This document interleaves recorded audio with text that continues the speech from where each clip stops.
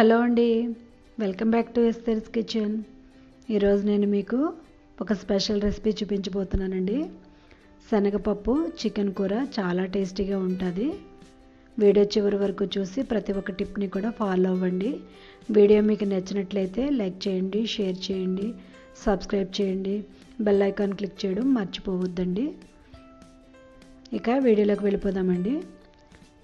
ఇక్కడ మీకు స్క్రీన్ మీద ఈ రెసిపీకి సంబంధించిన ఇంగ్రీడియంట్స్ అన్నీ కనిపిస్తున్నాయండి. వాటన్నిటిని కూడా మీరు ఫాలో అవ్వండి. నేను ముందుగా ఒక 1/2 kg చికెన్ తీసుకుని శుభ్రం చేసుకున్నానండి. అలాగే నేను అర్ధపావు అండి, పావులో సగం పచ్చిశనగపప్పు 2 గంటల సేపు నేను నానబెట్టుకున్నాను. నాకు టైం ఉంది కనుక. ఒకవేళ మీకు టైం లేకపోతే అరగంట నుంచి గంట లోపు అయినా సరే నానబెట్టుకుంటే బాగా కుక్ అవుతుందండి.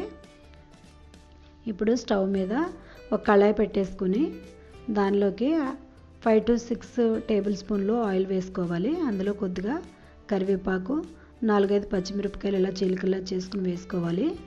ఇందులోకి 2 మీడియం సైజు ఉల్లిపాయలు ఇలా ముక్కల్లా కట్ చేసుకుని వేసుకోవాలి. ఇవన్నీ బాగా కలుపుకున్న తర్వాత కొద్దిగా సాల్ట్ వేసుకుని మూత పెట్టుకుంటే త్వరగా కుక్ అవుద్ది కదండి. కొద్దిగా సాల్ట్ వేసుకుని కలుపుకొని 1 minute మూత పెట్టుకుందామండి. ఇప్పుడు మూత తీసి చూస్తే కొంచెం కలర్ చేంజ్ అయినాయి కదండి, కొంచెం కుక్ అయింది కదా. ఇప్పుడు ఇందులోకి 1 టేబుల్ స్పూన్ అల్లం వెల్లుల్లి పేస్ట్ వేసుకుని బాగా మిక్స్ చేసుకోవాలి. ఇందులోకి 1/2 టీ స్పూన్ పసుపు వేసుకోవాలండి. పసుపు వేసుకున్న తర్వాత కూడా ఒకసారి బాగా మిక్స్ చేసుకుని మనం కడిగి పెట్టుకున్న చికెన్ వేసేసుకోవాలి. చికెన్ అంతా ఇందులోకి వేసేసిన తర్వాత బాగా కలుపుకొని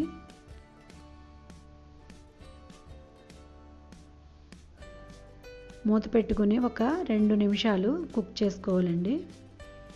కారం అది ఏమి వేయకుండానే ఇలా మూత పెట్టుకుంటూ కుక్ చేసుకోవాలి. మరొకసారి బాగా కలుపుకొని ఇప్పుడు 2 టేబుల్ స్పూన్లు కారం, మీ స్పైసీకి తగ్గట్టుగా వేసుకోండి. నేను 2 టేబుల్ స్పూన్లు కారం వాడుతున్నాను. ఆ కారం వేసిన తర్వాత మళ్ళీ ముక్కలంతా పట్టే విధంగా బాగా మిక్స్ చేసుకోవాలి. ఇప్పుడు ఇందులోకి 1/2 టీ స్పూన్ వేయించిన జీలకర్ర పొడి, 1/2 teaspoon garam masala, 1 teaspoon ధనియాల పొడి, టేస్ట్కి తగ్గట్టుగా సాల్ట్ వేసుకుని బాగా కలుపుకోవాలండి. ఇందులో ఇప్పుడు 2 గ్లాసులు వాటర్ వేసుకోవాలి. అంటే చికెన్ ముక్కలు ములిగేంత వరకు వాటర్ వేసుకోవాలి. ఎందుకంటే మనం చికెన్ మగ్గబెట్టేసాం కదా, వాటర్ ఎక్కువ రాదు. ఇప్పుడు మూత పెట్టుకుని ఒక 2 minutes ఇలా బాయిల్ అవుతున్న టైంలో మనం నానబెట్టుకున్న పచ్చిశనగపప్పు ఇందులోకి వేసేసుకోవాలండి.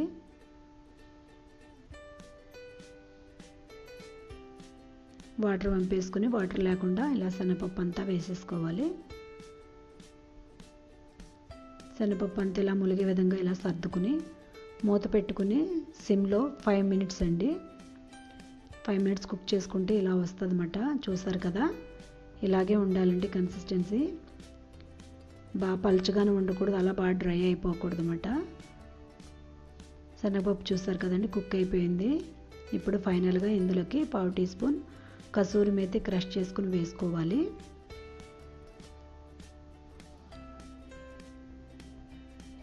మరలా ఒకసారి బాగా మిక్స్ చేసుకుని సర్వింగ్ బౌల్లో తీసుకోవడమే. స్టవ్ ఆఫ్ చేసుకుని వేడి శనగపప్పు చికెన్ కర్రీ రెడీ అయిపోయిందండి. ఇది రైస్లోకి, రోటీల్లోకి చాలా టేస్టీగా ఉంటుంది. ఇప్పుడు మనం కొత్తిమీరతో గార్నిష్ చేసుకుంటున్నాము.